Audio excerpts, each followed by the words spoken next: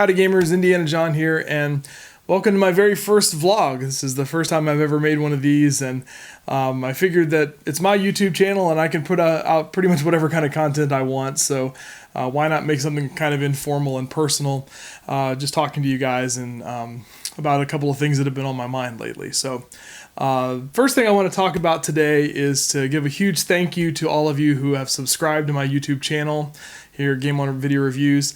I got almost 400 subscribers at the time of making this video. On Twitter, I've got almost 800 followers, and you know, those are just numbers, but they represent real people who are interested in gaming just like I am, and I'm so gratified that you were willing to come and check out my channel and to hit like and to hit subscribe on the videos. And I know I don't have a whole lot of content so far, but that's kind of what I wanted to talk to you about a little bit today.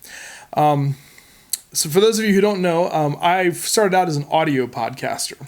So I did an audio podcast about 8 years ago called Game On with Cody and John with my friend Cody Jones.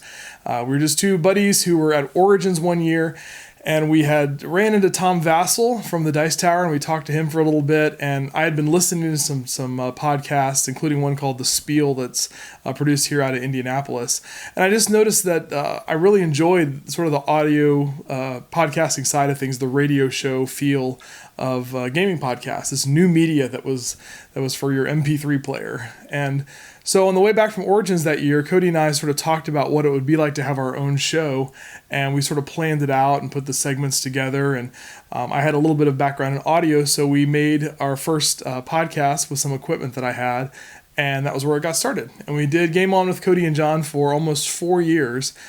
And at that time, we were a small player in a pretty small pond, a small fish in a pretty small pond. And, you know, the Dice Tower was around, and Board Games to Go, and Have Games Will Travel. Some of the older podcasts were still going strong. And you didn't have to have as much of a reason for doing it other than, hey, we just want to give this a try and make something. And, you know, you didn't have to have a niche or some sort of an angle that you were going for. You just got on a microphone and talked about games, and people listened to you, and you got subscribers, and it was a whole lot of fun. And I know that for podcasters today, it's still a whole lot of fun, but I know that it's a much more difficult environment to be in because there's so many people making a podcast. Anybody with a microphone, heck, these days, anybody with a phone that you can plug a microphone into can make a podcast.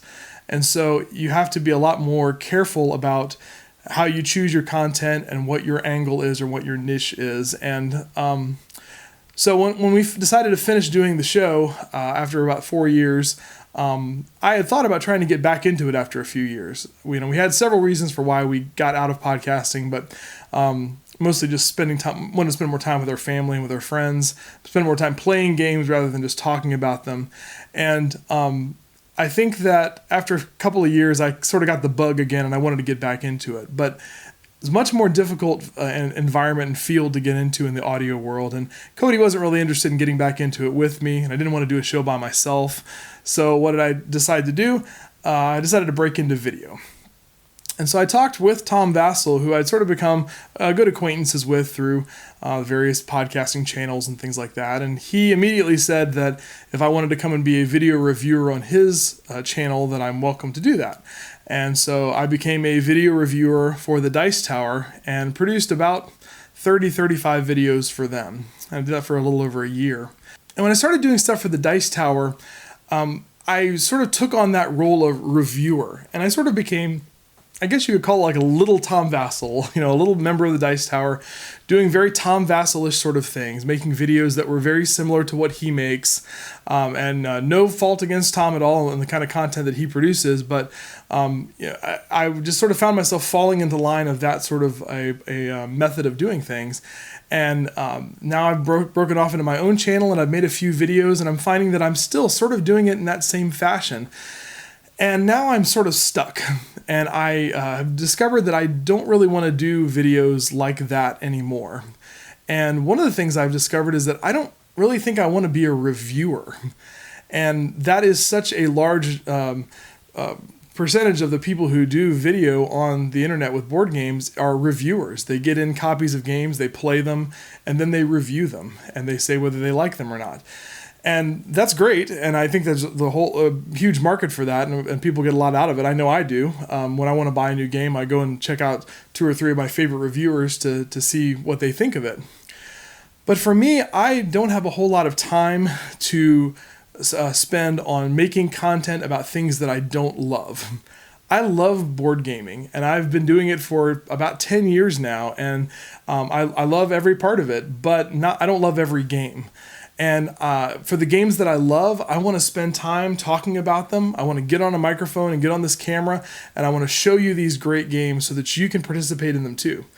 But the games that I don't like, I just don't want to turn the camera on and have to go through a long explanation or even a brief negative review about a game that I don't like. I want to do the things that I love, and I want to spend time on that.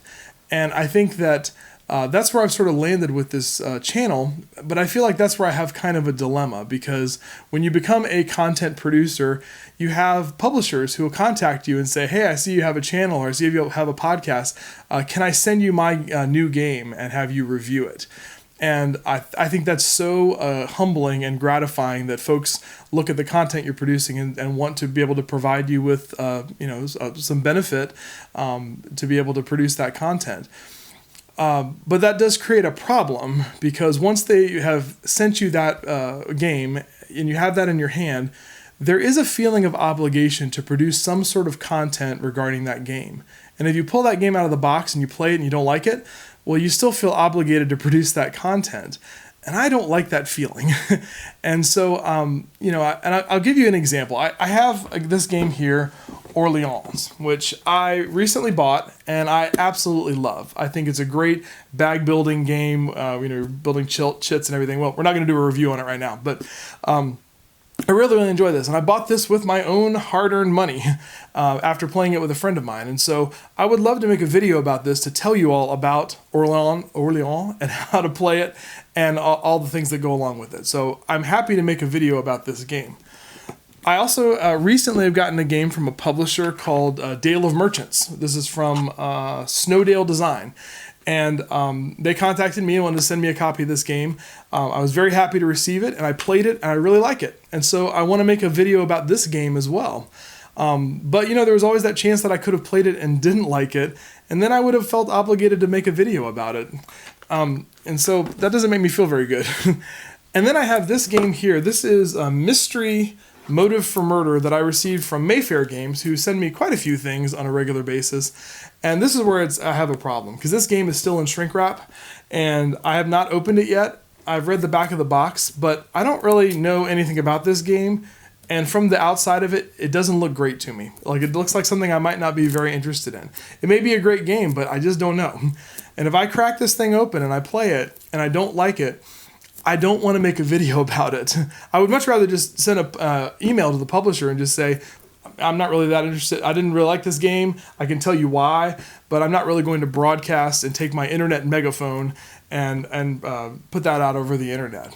And so the dilemma that I have is that a problem? Does that add value to publishers? Does it take away value from the consumer, from the folks that I'm trying to talk to and to tell about games? Because I guess I don't want to be the cautionary tale. If you want to come to a channel and find out whether a game is good or bad, then you can definitely check out Tom. You can check out Dan King, the Game Boy Geek, and some of those folks that review a lot of games and do positive and negative reviews. I would almost like folks to come to my channel and say, if you want to come and find some great games, come and look at these videos, because those are great games that Indiana John loves. And if you don't find a video on my channel, then chances are I either haven't played the game or I just don't like it. And I'm happy to say that over Twitter or email or whatever, but I just think I don't want to make videos about that. So I'm kind of asking you, and maybe you can leave some notes for me in the comments here, of what do you think about that? Would that be a valuable thing to have a channel like that doesn't really have too many negative reviews, because it's only stuff that the content provider is interested in talking about? I don't know if there's a niche for that or not, or a place for that in the sea of voices, but if there is, then that's the voice that I want to be. I guess I look at it like Will Wheaton's Tabletop. I mean, he produces this whole multi-million-dollar show. But he's really handpicking games that he loves every season, and he's playing those. You're never going to find a game that Will doesn't like on his show. And I think that's kind of what I want to do with videos that I make too. So that's kind of where I'm at, I guess. I mean, I want to be a video provider and a content producer, but I don't really want to be a reviewer anymore, because a reviewer implies that I'm saying that something's good or something's bad, and I would rather just say, hey, it's a video by me, it's going to be something really good and that I'm excited about. So I don't know, that's what I've been kind of rolling around in my head, and I don't know if that makes sense or not, but I figured I'd go ahead and tell you about it and see what you think. So let me know in the comments what you think about that idea, because I think I would almost want to rework the name of my channel so it's not Game On Video Reviews anymore, but maybe something else that has to do, with, I like Game On still, but maybe not reviews anymore, but just a video series perhaps. So that's about all I wanted to talk about, I guess. So feel free to email me or get with me on Twitter or leave a comment here. And I guess I'll see some of you at Origins. I'm going to be at Origins in June. So if you do happen to run into me there, feel free to say hi and maybe we can get a game in. So there's vlog number 1. I hope it wasn't too boring for you, and maybe look for some new videos coming from me soon. See you later. Game on.